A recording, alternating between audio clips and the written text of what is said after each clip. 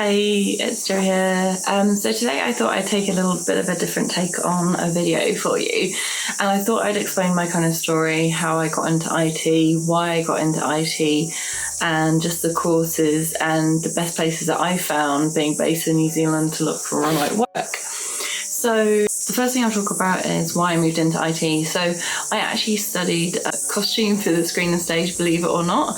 And I just found the degree wasn't actually really what I thought it was. I actually wanted to move to fashion after about a year, but I left it a bit late, so I kind of just completed my degree. I found that the work and the pay just wasn't really stimulating, and it was just really, really hard to kind of get ahead.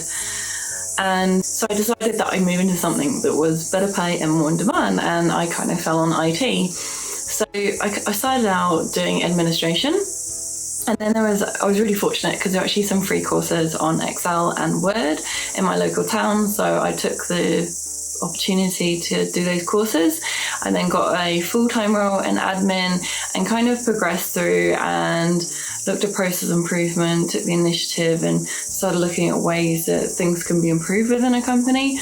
I then had about 5 different roles in about 3 years. So it was a startup company. I think if you want to get a lot of experience, a startup company is a really good place to start because you do get a lot of exposure of different kind of skill sets. I kind of did that for quite a few years. And then how I moved into IT full-time was I took some more courses. So I did 2 business analysis courses. They were both online. And then I did a Agile course as well. I just basically talked to people, saw what they kind of needed. And I took the leap and took a very short-term contract in IT just to get the skills. So I actually was from networking like a year before. They'd already known me and then said that, oh yeah, we've actually got like a bit of work you could do. And I got to work with them like a year later. So the networking really, really does work. I literally asked anybody and everybody if they knew a BA. I went and talked to people in different companies to really understand what the role was. I've actually landed, quite funny, in project management now, and that's what I'm doing full time. So that's a bit of kind of like how I moved into IT, why I moved into IT, and some of the courses I've done. So yeah, it's like since you kind of like make that leap from coordinator to like project manager, the pay just goes up quite a lot here in New Zealand. So I've just been contracting, which is quite stressful, although I'm fixed term, so I don't have to deal with my PAYE or anything like that. So it's kind of easy in that respect, and I get sick pay and holiday pay and all that. Yeah, I would just see in your current role where you could improve things, show some initiative, start talking to other people if you want to get more experience. I did outgrow a company that I was doing project coordination work in and just realised I actually had to leave the company to progress my career because there was just nowhere else for me to move. The project management office or PMO office was like 2 people, so I really didn't have scope. So just took the leap, did some other work and moved out of it. Kind of wanted to move into IT is so that I could work more remotely and have that better work-life balance. I didn't have to commute all the time. Things that inspired me was reading the 4-Hour Work Week. If you haven't read it, I really recommend it. It's not about just starting your own business. It's also about like managing your time, who you're hanging out with. It just really changed my mindset, and that kind of sparked my interest of kind of going on this journey.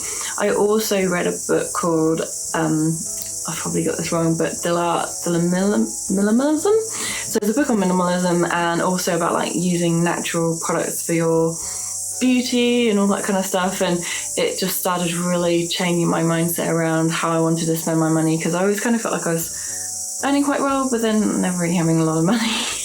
So I've been kind of on this journey for like 2 years, kind of cutting down stuff, selling stuff, trying to not buy excess stuff. Because I actually accumulated a lot having worked for a clothing company, and yeah, so it's just been kind of bursting the seams. So I've been trying more and more to get rid of stuff, sell it, as well as obviously budgeting. But yeah, if you want to know a bit more about budgeting, watch my next video, because I'll start talking about budgeting and investment in New Zealand. So yeah, I started working in IT a bit more full time. Best sites that I found to find remote work is either Seek, which most people know in New Zealand, So the big problem that I found was a lot of the remote jobs were actually based from more USA, so their time zone. Although if you get up really early, you can actually get about 6 hours overlap with the USA. The best places was We Work Remotely, was quite a few places. There's actually a few Australasian kind of companies on there advertising some work. Jobspresso is also quite good. Remotely. Seek, so with Seek, do some searches like work from home or remotely, remote. You might find a few like that. I didn't find that many on Seek, I'll be honest. And also Working Nomads has quite a few jobs as well. Build a digital portfolio. Now, if you go to Behance, you can create a portfolio there, which integrates automatically with Adobe Portfolio. This is all free software. You can go into Adobe Portfolio and you can create your portfolio from there. So you can put basically like a digital CV online, which is going to work wonders if you want to start working online, obviously. Obviously, you can send your CV as well, but obviously shows your skills as well as obviously information about yourself. So I've been trying to move a bit more into kind of UX type work. I've already done some kind of UX type work, which is user experience. The portfolios can kind of help me get into that kind of field rather than just the project management. I'll put a link below so you can kind of see my portfolio as an example. If you found this information useful, websites that you really like, then feel free to share them down below. Don't forget to subscribe and hit that notification bell, and feel free to watch my next video.